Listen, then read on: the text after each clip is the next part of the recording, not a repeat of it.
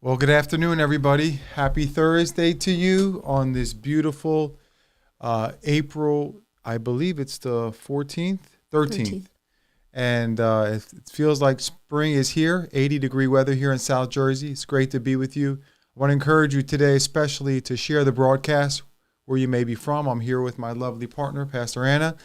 And this is going to be a very important conversation for the next 40 to 45 minutes about what's going on in the world today that you may not be hearing in mainstream media. Actually, you may not be hearing. I probably guarantee you are not hearing. And so please share the broadcast. Bring in your friends. Bring in your family members. If you care about this country, if you care about the nations of the world, and more importantly, if you care about what the Bible says about the end days, you're not going to want to miss this broadcast. So I want to encourage you to do that, to share the broadcast with your family and friends. Couple quick announcements for our local church family if you're watching. Number one is tonight is our weekly prayer meeting. This is where we hit headquarters. This is probably the most important meeting of the week, though it's probably the least attended of the week, unfortunately. My house shall be called a house of prayer for all nations, Jesus says. And this is where we're able to corporately pray and ask God's wisdom, direction, move things in the Holy Spirit, and shake heaven so that the earth could be shaken. So that's tonight. Coming up this weekend is Encounter Sunday weekend, and we're so happy to have revivalist Marcia Mansour with us. She'll be joining us. If you know her ministry, she's a powerful teacher, powerful preacher, prophetic voice to the nations, and she's also ministering the supernatural healing. So Sunday morning, 10 a.m., as well as 6 p.m. is our nightly service that we do once a month. You're not going to want to miss that, and I want to encourage you to join. And then we will end our Encounter Series Sundays next month with Prophet Phil Capuccio will be back with us. That'll be on May the 22nd, so you don't want to miss that. But a lot happening. Easter was a great time for all of us. I trust that you enjoyed times with your family, and we're kind of right back at it. And so, again, encourage you to share the broadcast as we begin, whether you're watching on Facebook, YouTube, or our church app. Because we're going to be hitting some extremely important topics regarding the World Health Organization, and I'll let Pastor Anna kind of fill in the rest. But God bless you, and we trust that this information will bring information that will lead you to be able to mobilize yourself to participate in any way, which is even by sharing about this stuff. So, Pastor Anna. Mm-hmm. Absolutely. Thanks. All right. So I'm going to once again, I've talked about this before, but I want to just briefly talk again about the WHO, the World Health Organization. So the nice thing is that we're going to have a list of all the resources and places that I got my information from. So I would encourage you. I put it on the Facebook chat.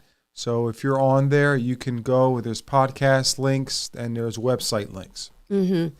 But basically, the Biden administration is definitely taking the charge on giving away our sovereignty to the UN, specifically the WHO, the World Health Organization, right? So the WHO is part of the United Nations. It's an arm of it. But by proposing amendments that would transfer the sovereignty of our nation to them. I mean, I know it sounds like I'm speaking a different language because it blows our minds that something like that could be possible. And I think we have heard so many crazy things over the last couple of years that I think we've gotten almost numb to hearing things that on in any regular year would be such cause for alarm.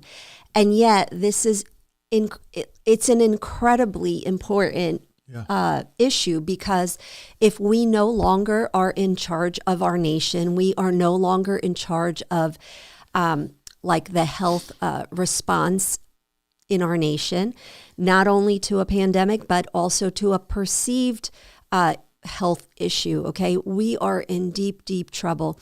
Just think what happened over the last 3 years, right? Whether it be the mask mandate, whether it be closing schools, the vax, the shot, right? Sure. Whether it be closing of churches. Don't think that churches are going to be exempt from anything over here, because let me tell you, coming from a communist country, we know that definitely there is a plan to get God out of everything, right? So, like, just real quick, just some of the stuff that we posted is basically talking about the idea of the power grab to be able to kind of give, and they're talking about the next planned pandemic, it's called a plandemic, where they'll actually plan something, or in some of those things that might sound like, oh, you're too much conspiracy theory, but the reality is the globalists, in order to change, this is the whole why this is such alarm, is because the globalists want to create another crisis so that they can further push people to comply with more globalist rules. And that is true, and that is already in the works. But if this happens, if this sovereignty is released to the UN, the WHO, it won't even need a pandemic like that. It could be the gun violence. It could be climate change. It could be abortion. It could be just about anything that is happening in the nation, and they would be involved in it. And legally, they would have the right to tell us what to do. Right. I mean, I hope you get the gravity of that then legally, you know how we're so used to the local or the state government? Okay, it's all out the window. Our Constitution as we know it is really out the window because we would have given our rights away. So during the last week of May, so in about a month and a half, in Geneva, Switzerland, all of the 194 nations are going to be getting together and for the purpose of transferring sovereignty to the WHO in a month and a half, okay? And you're going to say, okay, but Congress, they would have to approve of this happening. Well, I think I mentioned it before back in December or whatever. In one of the bills, there was a little, and the bills are stacks of paper, so there's a lot of information in there. It basically said that, yes, we agree with, we will go along with whatever the WHO or the UN decides, right? So it's already like Congress signed that into law, that they are already going ahead with whatever the UN decides. Or the WHO. So what does it mean? Would we have co-authority? Like, would it be them and us deciding on things in our nation? No, it would be them having the authority, actually one person, and then us needing to comply because we would be in a legally binding document. So we already see that, even the last 3 years, whatever the WHO was saying, like all our corporations were going along, most of them were going along with it. Twitter, Instagram, Facebook, pick a corporation and they were going along with it. Well, let's remember that the WHO is really run by China, okay? They are the ones that are directing and kind of controlling what the WHO is saying and doing. The acting general of WHO is the man from Ethiopia, Tedros, and he is definitely under the control of China, has a negative past and all that. And so what kind of things would they be able to control? It really would spill over to just about everything. They would be able to control the economy, our way of life, our healthcare, obviously, our right to travel. So everyone would get a digital ID. And then based on, like you could see if they say, okay, well, you need to have a shot. Well, they can say, okay, you're not going to travel if you didn't get this shot because everything would be, look at it on a global level. We are literally creating a platform for global governance. First time in history, global governance. And Xi Jinping said that China's president or whatever, that China will be leading the global government in reform and governance. China is the one that's going to be leading. Like he is publicly saying that. Okay. And so, we know what happened. We know that churches are going to be affected, but our daily life is going to be affected. Think about just like, it wasn't the mandates, all the mandates that we got, they weren't laws. right? They weren't based in law. They were just executive power that Biden it was was using. emergency power given, and so therefore enacted becoming a law, in that sense, because of the emergency situation. Well, but it was just by one branch of government was the one that was. When you determine an emergency, the republic turns into more of a generalship. But see how we're already so used to it. We're like so okay with it. It's really not okay. It should just be emergency. If it's an emergency, it's been 3 years. Right. 3 years of emergency. And so the pandemic is going to stop May something. Right May 11th. But he actually did pull back the emergency powers. It was very quiet a couple days ago. It was very quiet. He pulled out. But I'm understanding that some of them have not been pulled. So I'm not quite sure specifically. But he is using those same type of powers to get us into this type of situation, right?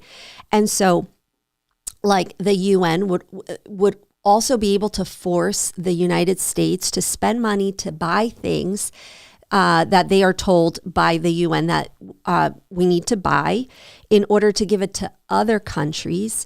And I mean, talk about true redistribution of wealth, right? Totally a true global government. But this is the reason I'm bringing it up again is because there's specific things I would like you to do, because this is very important. I would like you to share this information with other people that you know and ask them to do the same. So number one, we need to call our government. Okay, we need to call our senators, our House of Rep, Biden, whatever you want to do.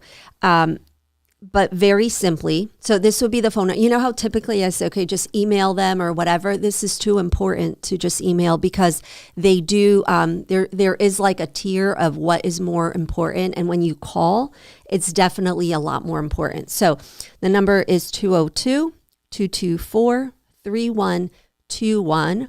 That's the switchboard in Washington, D.C. And you can just ask for your congressman, your senator or House representative, and just say, I demand that you get the United States out of the WHO and stop giving them money. Okay? That is the only way, because if we have to legally do that before they get together at the end of May. Okay. You may also say, well, why aren't the senators and House of Representatives, why aren't they doing something about this? Michelle Bachmann, the one that was speaking and sharing about all of this, she used to be in Congress, and she says that literally because of their schedules and all their commitments, they typically are the last ones to know that something is happening. And it's really about getting bombarded with phone calls that gets their attention. And so I would really encourage everybody just to call and just to say, we need to get out of the UN. We need to get out. Stop giving them money. Get out of the UN. Get out of the WHO. We just need to separate. We need to separate and do our own thing. We need to keep our country sovereign. The other thing is please talk to people, let them know so they can do the same thing. And the third thing, and this is the spiritual part that is really, really of the utmost importance, pray.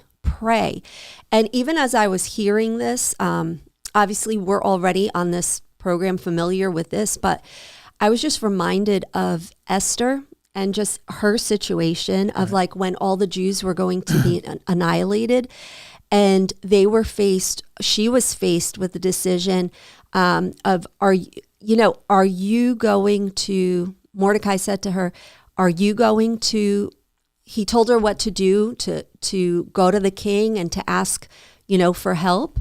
She was afraid because she's like, what's it going to cost me? Is it going to cost my life? And basically, obviously, we're not in that situation right now. But he said to her, you know what? Deliverance is going to come from the Lord anyway. But what about you? Is your line going to be cut out and cut away because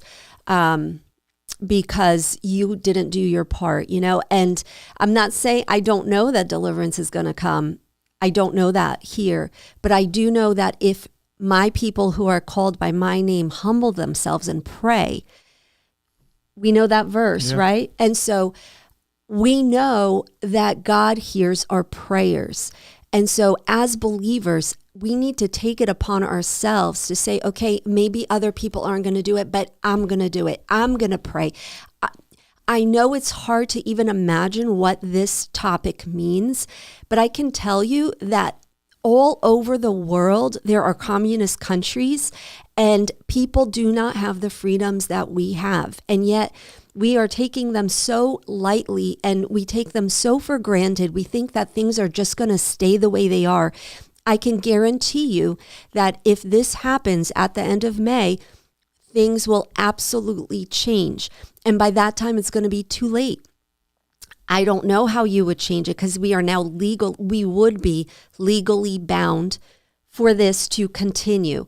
So I would say pray, fast, talk to people, call your senators, call your House of Reps, whatever you got to do, but take it seriously and pray so that God may have mercy on our nation, that God may choose to move on our behalf, because this really would be we're talking God. about really just this is a huge decision that will unilaterally strip sovereignty. And so this has been the most beautiful gift of this country, is that we are constitutional republic, we have freedoms, we have limited government, and that's the point. We're now saying we're not going to be sovereign, and I think that's the challenge of, I don't think we quite understand what that looks like.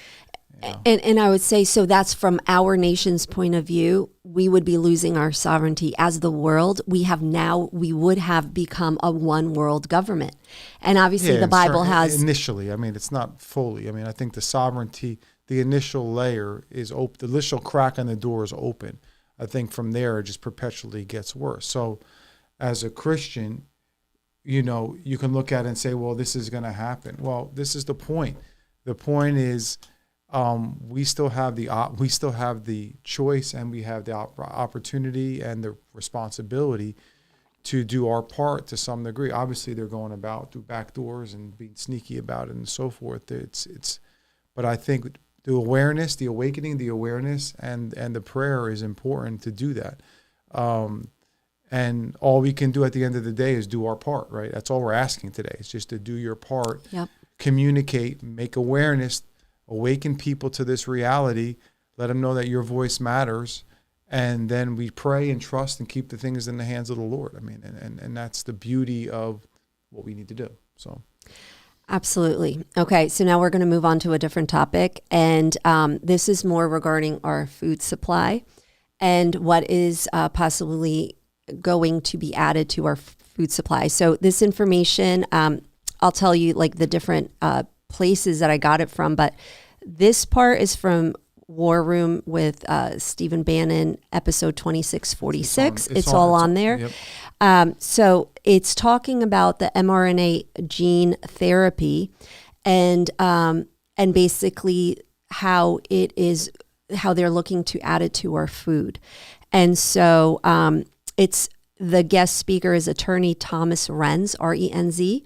And he basically said he started out as a pro-vaxxer, so he had no problem with it, but he was researching for specific reasons. And basically he saw that October, November of 2020, that was like before the shots were actually, given to the public.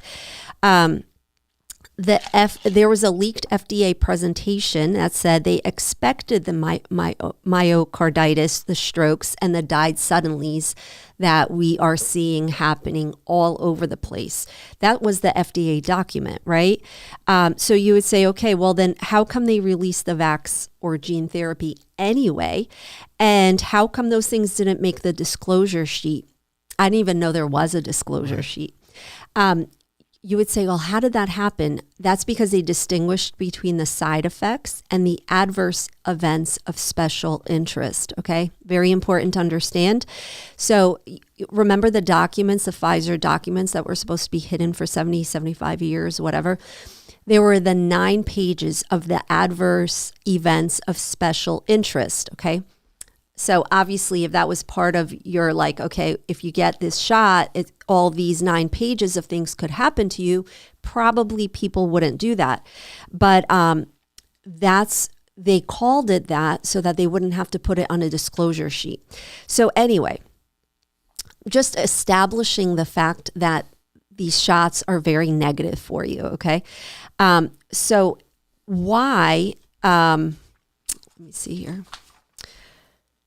So then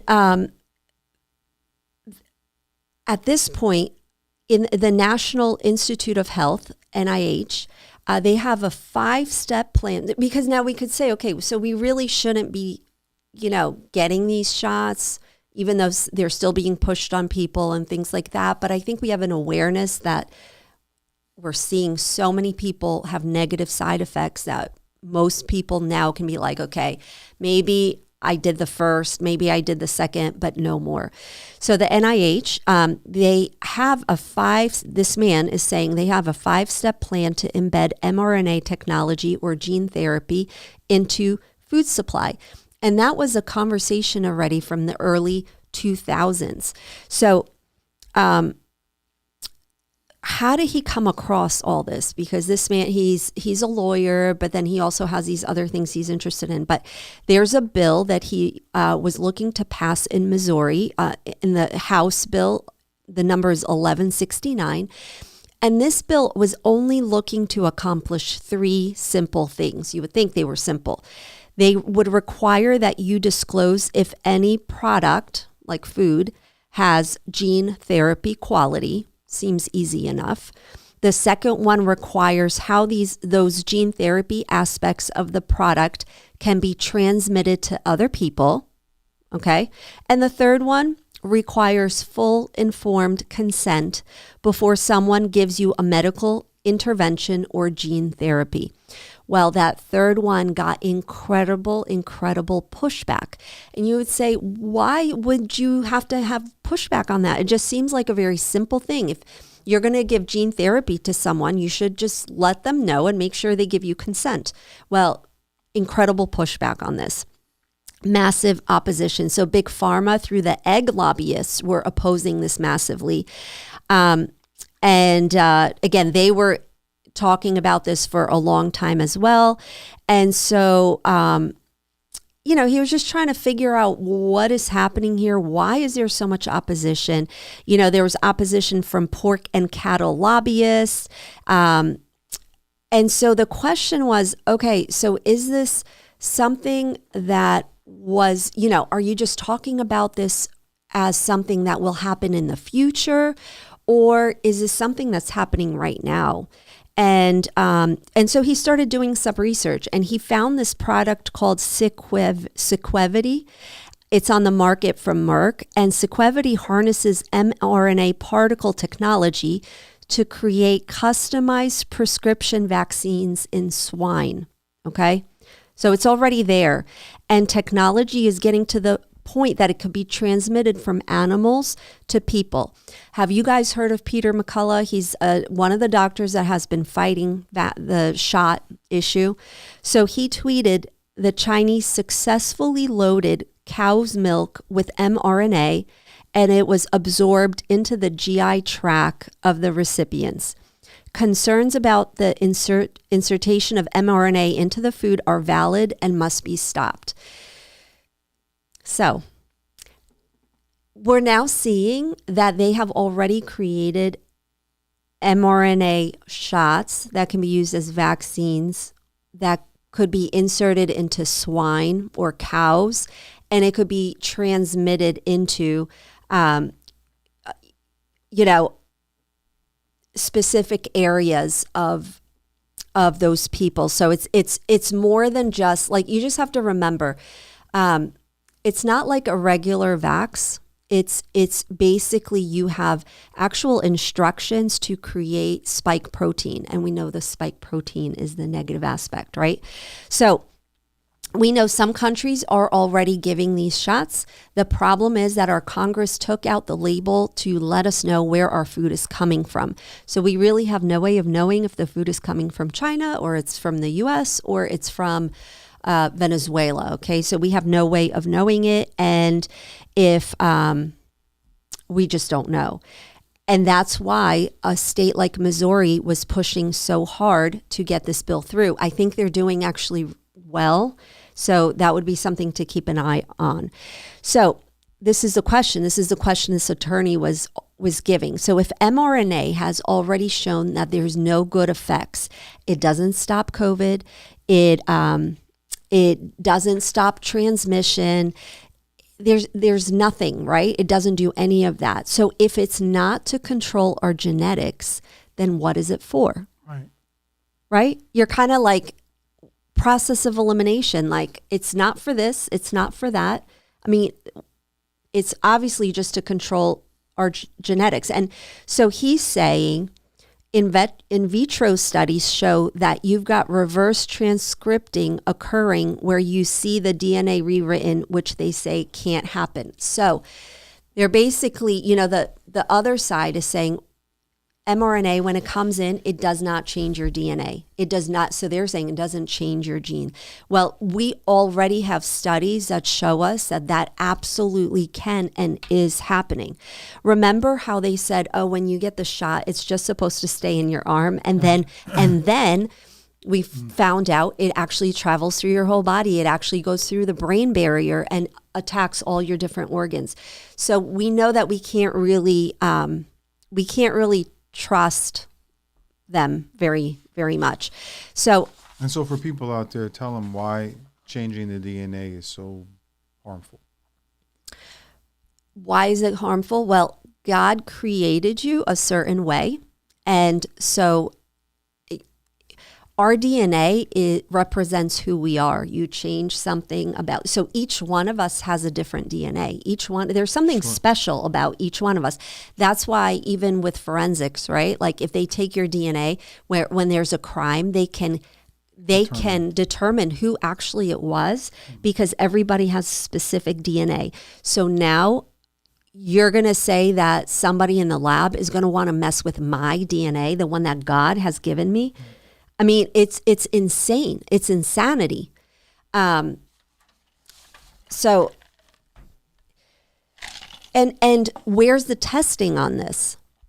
They're telling you it can't happen. So they're not saying it's safe if DNA changes. No one's arguing that that's a safe thing. They're telling you it can't happen, and yet it is happening. Okay. So, I thought this was really interesting from cowboystateddaily.com. So they're basically saying that the title of the article is Livestock Vax based on COVID-19 vaccine technology raises concerns, but biologists say fears are unfounded. So you should be okay, right? So they are saying this is true. Pharmaceutical companies are developing vaccines for livestock that work using the same technology as a COVID-19 vaccine. So in this article, they're confirming the fact that these mRNA vaccines are being produced for livestock. That's not disputable. That's fact. What they are saying is that molecular biologists say that these laws, like what in Missouri they're trying to do, are unnecessary and misleading because the vaccines can't get into the food supply, just like it can't leave our arm, right? So, they just go on to say how,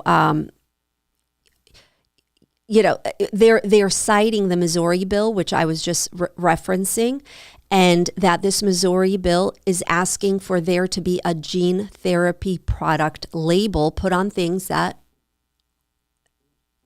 fit that category. And so basically they're saying, this guy, Folta, is saying it means they have no idea what they're trying to regulate. There's no integration into the DNA. Well, again, that is their opinion, but fact shows otherwise. And so it's just ridiculous. But they're basically saying, take our word for it. You have nothing to worry about. Yes, this stuff is happening, but you have nothing to worry about. For me, when someone tells me that without showing me proof, that means I have everything and every reason to be worried about it. Okay. The other area, there's opposition from the pork and meat and farmers, lobbyists and all that. Now, remember who has huge amounts of farms? That would be Bill Gates, right? So, but there's a huge opposition came from the Monsanto seed company, and they are in St. Louis, Missouri. All right. And it's crazy because these guys, they're now under Bayer, Bayer. Okay. They got bought in 2018. But over the years, they become the world's largest conventional seed company. They actually they produce 26% of the global seed market. Now watch this. They are the ones that are involved in all of the negative farming.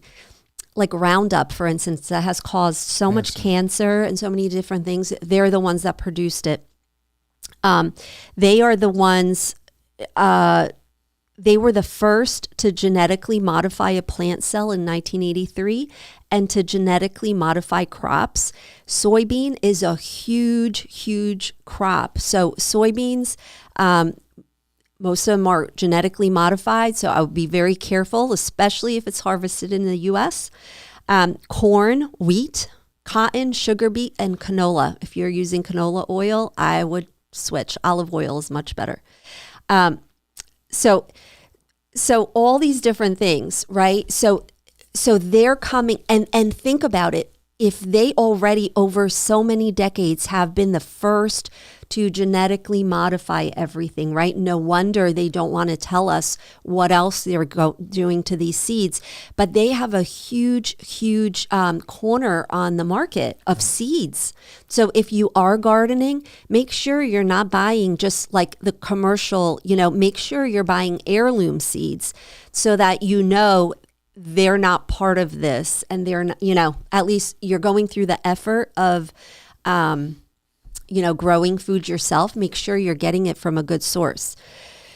So, but go ahead. No, so regards to this, you have the two aspects. You have the aspect of the genetically modified food. We've been talking about this for years now, comparing the foods that we have here in the States to other countries, it's so much worse for you, right? Because it's all genetically modified, processed. And so you got that aspect, which is being driven by dollars and cents, right? You got the whole business aspect of it. It's more money, quicker, but it's destroying our bodies. Then you're adding now this whole mRNA stuff, which is really not about business, but it's about other things. So what do you think is the motivation behind this mRNA? It's poison to our bodies. They want to kill us. They want to kill us. Literally. Depopulate the earth. Yeah. Again, the same whole agenda, right? And so you figure, 25% of the population has said no to the shots. Right. So, if now you're going to be faced with, do I eat or do I not eat? And you may not even know if it's coming into your food supply. The people that have resisted and felt like, okay, I sacrificed so that I would not have this poison, because that's what it is, poison in my body. And now for them to underhandedly put it into your food supply, it's a slap in the face. Right? But they have an ulterior motive, but they already told us that that's what it is. They're happy to depopulate the earth. And so, that's the goal. So then what are some of the solutions you recommend? Well, I first want to just talk about, because I talked about the cattle and the pork and things like that. But there's Epoch TV under new push for oral vaccines to vaccinate people using food. I like you to know where I'm getting my information from. I don't believe you should believe me just because I'm saying it, just like I wouldn't believe them because they're telling me something without showing me any proof, okay? So there are programs to genetically modify common foods in ways to administer vax. Like that is already fact. And I'm going to show you in government places that they talk about that. But what kind of stuff? So like lettuce, tomato, cucumber. Sounds like a good salad, right? Different fruits and veggies, tobacco. But the NIH, the National Library of Medicine, that would be the pubmed.gov, which means that it's a government website, right? And this would be coming from the article Foods as Production and Delivery Vehicle for Human Vaccines, okay? They're talking about this. They've been talking about this for a long time. But they're saying in the last several years, a novel approach for developing improved mucosal subunit vaccines have emerged by using genetically modified plants, okay? It's been demonstrated that basically they can use the plant-derived antigens, and they can, I'm just trying to, like, just for the sake of time, but they're saying that they can be used to provide the vaccines through the edible parts of the plant, such as the grain or fruit, and food crops can play a significant new role in promoting human health by serving as vehicles for both production and delivery of vaccines. That's a very scary thought, that if I'm going to go to a restaurant and order a salad, I may be ordering mRNA with it. Very, very scary. Also, same website, different article, Emerging Trends of Edible Vaccine Therapy. It should be there also. They basically say that they found a way how to get the spike protein into one of the nutrients that plants consume, okay? That the spike protein then becomes part of the plant. Well, we know that the spike protein is the issue part of the shot, right? So if it's now on a plant and now it's going into my body, I'm still going to be battling with the spike protein that has caused so many problems for so many people. So we need to keep an eye on Missouri and see if that gets passed in Missouri. If it does, then it's going to give other states a much easier road forward in order to have that, be passed in different states. Also, in the meantime, I would say this is the key part, and get to know your local farmers, okay? Get to know the farmers that are growing vegetables, fruit,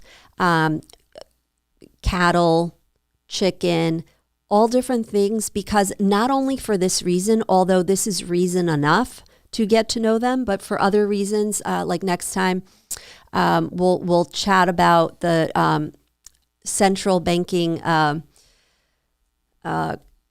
digital currency. Because that's huge, and that's going to be another reason to get a smaller circle around you.